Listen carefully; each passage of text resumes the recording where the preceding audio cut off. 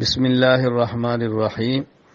دارالعلوم دیوبند کے نائب محتمم حضرت مولانا عبدالخالق سنبلی دامت برکاتہم بیمار ہیں، علیل ہیں۔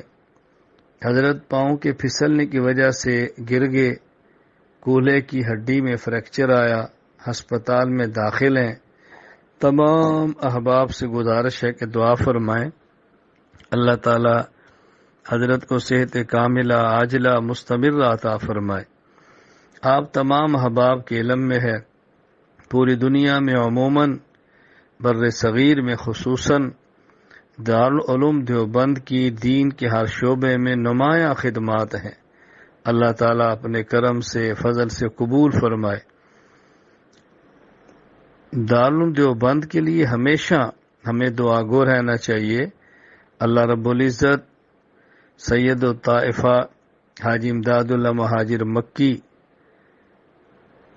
فقی الامہ حضرت مولانا رشید احمد گنگوہی، قاسم العلوم والخیرات مولانا محمد قاسم ننوتوی، شیخ الہند مولانا محمود حسن دیوبندی اور دیگر ہمارے اکابرین دارالعلوم دیوبند کا یہ گلشن ہمیشہ شاد اور اللہ تعالیٰ اس کو آباد رکھے۔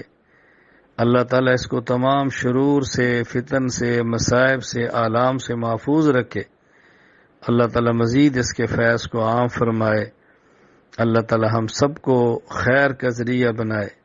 تو تمام احباب سے گزارش ہے کہ حضرت کی صحت کے لیے دعا فرمائے، اللہ تعالیٰ صحت کاملہ عاجلہ مستمرہ عطا فرمائے۔ السلام علیکم ورحمۃ اللہ وبرکاتہ۔